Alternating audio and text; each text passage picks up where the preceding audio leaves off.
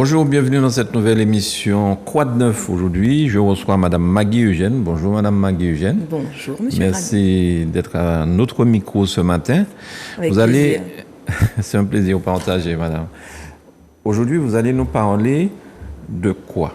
Je sais que j'ai la fiche, j'aurais pu essayer d'expliquer, mais le mieux c'est que vous expliquez vous-même.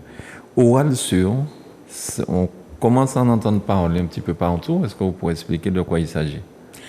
Alors effectivement, on commence à en entendre parler, même si ce n'est pas nouveau. On entend parler récemment du non oral sûr. C'est ça. Maintenant, la démarche d'accompagnement de prise de parole, c'est quelque chose que je fais depuis maintenant près de 20 ans, en Martinique, en Guadeloupe, en Guyane. Et j'accompagne aussi bien les étudiants, les particuliers, les professionnels, managers, chefs d'entreprise, hommes, femmes politiques. Oui. Donc vraiment, les publics sont multiples et variés. J'ai envie de dire à l'image des situations de prise de parole.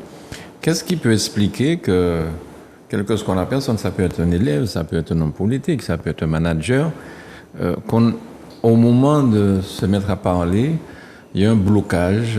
Comment on peut expliquer ça? C'est psychologique, c'est quoi? Un mot. La peur. La peur. La peur. La peur, l'éducation, les mauvais souvenirs, enfin, c'est un tout. Mais souvent, ce qui bloque, c'est ça. La peur d'être jugé, la peur de mal faire, la peur de perdre la face, la peur de décevoir, la peur de ne pas savoir dire, la peur d'être moins bien que l'autre. Enfin, ça peut aller très, très, très loin. Et ça peut aller jusqu'à un blocage. Complètement. Je veux dire, les illustrations de cette peur sont multiples. On peut avoir le sifflet coupé, on peut carrément s'évanouir, se mettre à transpirer, avoir des mouvements physiologiques, enfin bon, perdre son texte, avoir les hagards perdus, oui. Ouais. Oui. Dans mon ancien métier, puisque j'ai été moniteur d'auto-école à un certain moment, je me rappelle effectivement que j'avais un prof à l'université qui conduisait super bien. Bon, elle a passé son code avec brio, donc la partie pratique, on faisait ça.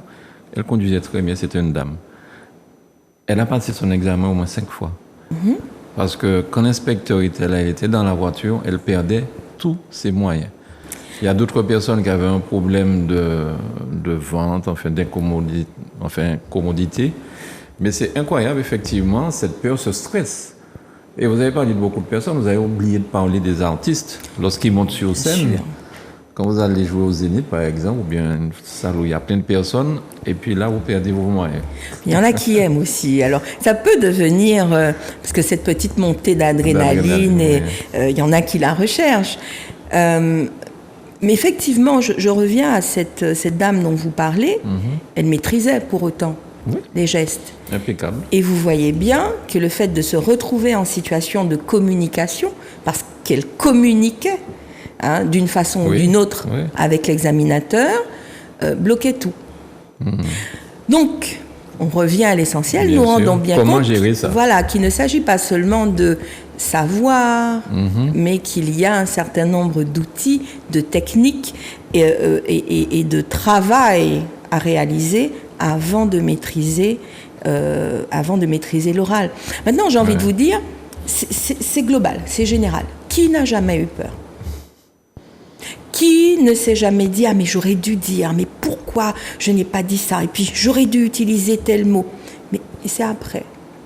Et trop souvent, on a fait croire que la prise de parole, c'est un talent. Donc, il fallait l'avoir, on l'avait ou on ne l'avait pas. Non, je suis désolée. La prise de parole, c'est une compétence. Ça veut dire que cela s'apprend, cela s'acquiert à force de travail. Donc, l'objectif aujourd'hui, c'est d'accompagner en fait ces personnes à maîtriser cette prise de parole et à démystifier en fait. Prendre la parole, communiquer avec quelqu'un, c'est passer un bon moment. C'est pouvoir trouver les mots, transmettre une émotion, dire les choses, structurer sa pensée. Mais pour ça, la toute première chose à faire, et vous l'avez dit, c'est ce que les Anglais appellent le mindset. C'est l'état d'esprit. C'est dans quel état d'esprit est-ce que je vais aborder l'échange, est-ce que je vais aborder l'épreuve. Et j'aurais beau travailler toutes les techniques du monde, ce qui se fait souvent. Souvent, une formation de prise de parole peut se limiter à une succession d'outils. Alors j'apprends à regarder, j'apprends à placer ma voix, à projeter, à articuler. OK. Et, encore une fois, je peux avoir tous ces savoirs, mais ne pas avoir travaillé l'essentiel et complètement perdre mes moyens. Donc on va commencer par le début et travailler le mental. Calmer ce subconscient pour X raisons qui vient nous bloquer, qui vient nous empêcher de pouvoir libérer cette parole et pouvoir transmettre correctement un message. Alors, est-ce que la prise de médicaments peut arranger ça quelque peu ou pas? Alors, bien sûr, il y a médicaments et médicaments. Oui. Bon, s'il s'agit effectivement de calmer, alors il y a des choses assez sympas. J'entends souvent parler des fleurs de Bach ou de petites tisanes locales qui peuvent détendre. On va s'arrêter à ça. Je pense que ça ira. On n'ira pas plus loin. Oui. Maintenant, pour moi, c'est vraiment un travail mental. Et j'ai envie de vous dire, c'est 80% du travail. Ça peut surprendre, mais c'est 80% du travail. Si vous n'avez pas un mental d'acier, si vous ne changez pas en fait votre état d'esprit par rapport à la prise de parole en général, ça ne marchera pas. Ouais. Quels sont les exercices qu'il faut utiliser pour ça alors sans trop dévoiler. Oui, alors ce sont des méthodes aujourd'hui que nous avons éprouvées. Alors, je peux le dire déjà, nous aurons un ouvrage dans lequel nous allons transmettre un certain nombre d'outils. Il n'y a aucune raison, il n'y a pas de secret. Cependant, il faut pratiquer. Donc, il y aura cet ouvrage dans lequel vous allez trouver du step by step. C'est un ouvrage guide pour essayer justement de transmettre l'information au maximum. D'accord. Donc, cet ouvrage va paraître au mois de septembre. Il s'appelle « Crois et parle ». Je crois qu'il résume bien l'intention. Et vraiment, ce sont des étapes. Première étape, réfléchir à ces plaintes. Moi, je demande aux gens, dites-moi vos plaintes. Quelles sont vos plaintes par rapport à l'oral ? Pourquoi vous n'êtes pas OK avec le fait de communiquer, de prendre la parole avec l'autre ? Et là, j'entends de tout. L'enfance. J'ai eu une fois, alors ça m'avait vraiment marqué. C'est une dame qui m'avait dit, mais je lui disais, mais enfin, parle et surtout regarde ton interlocuteur. Et elle m'a avoué qu'elle a été tapée dans son enfance avec le fameux Bessésio. Ok. Donc ça peut être lié à... quand on regarde le rapport à l'oral, aujourd'hui, on interroge les enfants. Observez un jour, aller dans une salle de classe et regardez le ton sur lequel on interroge l'enfant. Très souvent, la prise de parole, le fait de venir au tableau est associé à quelque chose de négatif, à une punition. Au tableau, c'est à toi, tu es interrogé. Et là, tout de suite, on perd ses moyens. Donc, il faut vraiment changer les choses. Et pour ça, il y a tout un travail de déconstruction et de reconstruction. Et là, on leur donne les outils. Et c'est un travail, j'ai envie de dire, qui peut être plus ou moins long, mais c'est la base de notre accompagnement. Oui. Alors, certaines punitions d'ailleurs, c'était, on mettait l'enfant, l'élève, derrière le tableau. Donc, non, mais c'est, en fait, qu'on appelait après l'enfant à venir au tableau pour s'expliquer ou un truc comme ça, dans sa tête, s'il a déjà été puni derrière le tableau, c'est pas un bon souvenir. C'est ça. On n'a pas parlé des amoureux. Quelqu'un qui veut discuter, j'allais dire draguer, mais c'est peut-être pas draguer, mais enfin, et il perd ses moyens. C'est une forme de communication. Oui, bien sûr. Donc, pareil, vous imaginez s'il y a des souvenirs malheureux, si la personne n'est pas OK avec ce qu'elle a à offrir, avec son image, avec le simple fait d'entrer en communication avec le sexe opposé, ou le même sexe d'ailleurs. Bien sûr, aujourd'hui, forcément, ça va bloquer. Donc là aussi, le premier travail sera de changer l'état d'esprit et d'arriver à programmer. J'aime bien le terme, programmer différemment et calmer le subconscient. Une fois que ça c'est fait, de toute façon ça va se voir, là nous pouvons travailler sur les outils, sur les techniques, Alors bien sûr, on apprend à placer sa voix, on apprend à regarder, on apprend à structurer sa pensée, on apprend à formuler, on apprend les gestes, parce qu'il y a aussi des gestes. Avec, oui. Et je veux dire, la différence est tellement... les progrès sont fulgurants.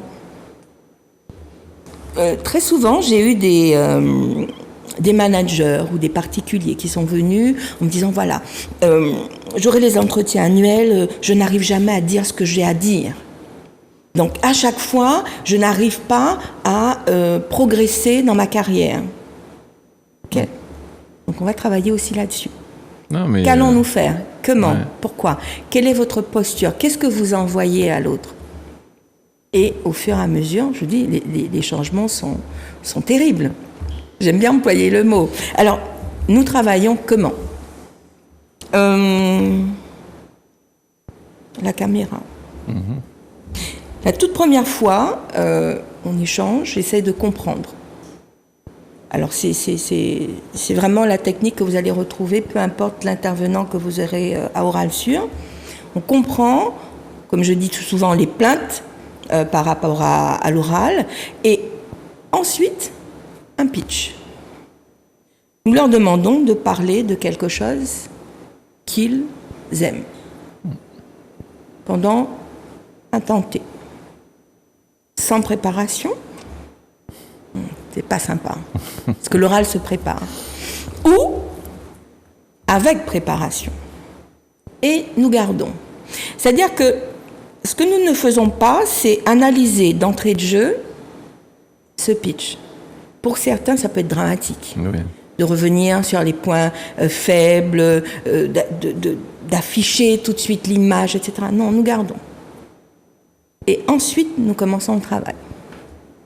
Et au fur et à mesure, il y a des exercices qui sont filmés. Et à la fin de l'accompagnement, nous mettons bout à bout les différents rushs. D'accord. Je veux dire, il n'y a rien de plus parlant que cela. Mais ça se voit aussi dans le domaine politique. Quelqu'un qui est récemment élu et qui prend ce genre de cours-là, on voit bien la manière de s'adresser après, enfin, bon, des choses comme ça. Et puis, je prends le cas de François Mitterrand, qui avait un petit souci de dentition avec une dent qui... On répare tout ça et après, on prend de l'assurance et puis tout le monde n'est pas tribun, de toute façon. Tout le monde n'est pas Jacques Chirac, François Mitterrand ou des choses comme ça.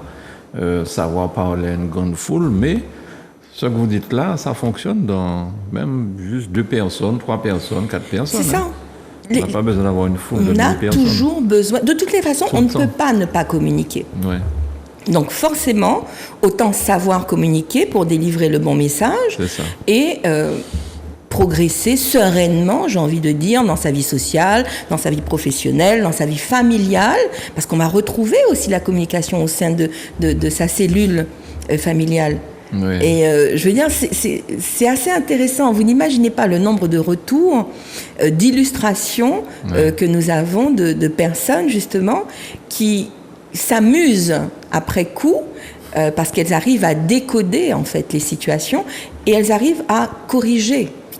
Parce que le but du jeu, c'est ça. Le but du jeu, c'est de transmettre les outils. Quand on accompagne pendant un moment, on transmet, on donne les outils, et c'est permettre à l'autre de faire seul. Oui. Quand on veut se maintenir dans la relation, ça ne s'appelle plus de l'accompagnement, on devient gourou. Et ça, je n'aime pas. Donc, on transmet et on laisse voler. D'accord. Et là où c'est amusant, c'est que ces personnes, par leur retour, nous font gagner aussi en expérience et peuvent venir témoigner, transmettre aussi à d'autres. Ce que j'apprécie aujourd'hui, alors au début, c'était encore très nouveau. Les chefs d'établissement, il y a eu quelques chefs d'établissement qui ont proposé, qui ont fait ça, qui ont pris sur eux pour offrir ce genre de formation à leurs étudiants, à leurs élèves. Aujourd'hui, il y a une vraie prise de conscience. Donc, nous sommes approchés par des établissements, par des mairies qui souhaitent offrir justement ces outils aux jeunes. Je dis, mais c'est formidable, parce qu'on se rend bien compte qu'il y a une nécessité. Bien sûr. Alors, et il faut rattraper très vite, parce qu'aujourd'hui, qu'est-ce que vous avez? Vous avez l'oral au brevet, vous avez le grand oral qui est mis en place, mais si le jeune ne maîtrise pas, vous avez tous les entretiens, toutes les épreuves d'admission aux grandes écoles, vous avez les premiers entretiens d'embauche, par exemple. Donc, il faut maîtriser la prise de parole. Alors, comment faire pour vous contacter? Mais est-ce que c'est un livre? Est-ce que ce sont des documents qui existent, qu'on peut acheter? Comment ça se passe? Est-ce que c'est simplement de la formation ou vous êtes là physiquement? Alors, merci Covid, parce qu'il y a aussi du positif. Il y a les deux. Et j'ai envie de dire, il y a les trois. Donc, nous avons eu la possibilité d'offrir des masterclass. Je dis bien d'offrir. Encore une fois, c'est vraiment une démarche, vous n'imaginez pas, c'est une démarche militante au départ. Je ne peux pas concevoir qu'alors que nous soyons issus d'un peuple de tradition orale, nous puissions perdre cet atout. Oui. Donc, allez, on se réveille et on y va. Donc, les masterclass, bien sûr, il faut aller plus loin, il faut pratiquer. Donc, les gens qui entrent en contact avec nous, en fonction de ce qu'il y a à travailler, en fonction des objectifs, il y a des modules, un certain nombre d'heures, en fonction du profil. Une chose est sûre, c'est que le travail se fait en face à face. Alors, face à face physique, face à face ordinateur, en visioconférence. Et voilà. Ce qui nous permet aujourd'hui, comme je le disais tout à l'heure, de travailler aussi bien avec la Guadeloupe, la Guyane, la métropole, le Canada, l'Afrique, ça commence. Et chez les Africains, je pense que c'est vraiment le peuple oral et je trouve qu'ils sont très débrouillards dans la parlotte. Maintenant, avec Facebook, on regarde un petit peu certaines choses. C'est vrai qu'ils ont la parole assez facile. Oui, il y a déjà ces prédispositions, voilà. Tout à fait. Alors, je vois, Maggie, que vous offrez le premier entretien, il est gratuit. Oui, c'est important. Oui. Pour comprendre, connaître, et puis j'ai envie de dire, vous n'allez pas acheter une boîte de petits pois. Il faut que ça passe. Oui. Donc, il faut que nous puissions échanger, voir quels sont vos objectifs, ce que vous voulez mettre en place, pourquoi. Oui, voilà. Et comment on peut faire pour vous joindre alors? Alors, deux solutions. Soit nous contacter sur le site internet www.oralsuan.com ou numéro Martinique 06 96 45 10 34 portable. Ou le numéro portable ou le numéro de métropole 06 52 22 72 84. Et après ce premier entretien, on peut espérer avoir des résultats combien de temps après? Combien de temps ça prend? C'est selon le client, évidemment. Voilà, j'ai envie de dire qu'il n'y a pas de recette. Ça va dépendre, justement, des plaintes et ça va dépendre de la relation à l'oral qui aura été détectée. D'accord. Donc, il y a des gens pour lesquels ça va très vite, mais peu importe le profil. D'accord. Je vais vous donner l'exemple c'est un chef d'entreprise. Bon, qui animait ses réunions, qui prenait la parole et qui est venu vers moi en me disant « Écoutez, moi j'aurais vraiment aimé gagner en assurance, je déteste prendre la parole, c'est toujours pour moi un exercice très difficile et je pense que ça se voit. » C'est vrai que ça se voyait, j'ai eu l'occasion de le voir, il n'y avait rien. C'est-à-dire qu'il transmettait, mais il n'y avait rien. Et au fur et à mesure, on s'est vu, c'était des sessions entre 1h30 et 2h. Une fois, deux fois, 3 fois. En fait, il bloquait sur une chose, c'est qu'il refusait de faire tomber la veste. Il avait tellement été nourri à on ne doit pas montrer ses émotions, je dois toujours être en maîtrise, etc. Et du moment où je lui ai fait comprendre que prendre la parole, justement, c'était pouvoir transmettre l'émotion que l'on avait décidé de transmettre, Là, nous avons commencé à changer. Et puis, très souvent, il y a des gens qui s'accrochent au contenu, au sujet, en oubliant justement que le contenu, le sujet, n'est pas l'objectif de la prise de parole. Il faut bien faire le distinguo. D'accord. Et lorsque vous parlez de tomber la veste, hein, ça m'a fait penser à l'actuel président français, qui très souvent, dans ces grandes réunions impromptues, soi-disant, il enlève sa veste, retrousse les manches. Tout ça pour montrer qu'on est... Voilà, c'est l'image. Nous sommes des potes. Bon, voilà. Après ça, on va aller boire une bière au café. Maggie, merci beaucoup d'être venue nous expliquer tout ça. C'est fait un plaisir. On rappelle le numéro de téléphone, comment vous joindre, s'il vous plaît, parce que souvent les gens n'ont pas un crayon juste à côté. Donc le 06 96 45 10 34 ou sinon par internet www.oralsur.com.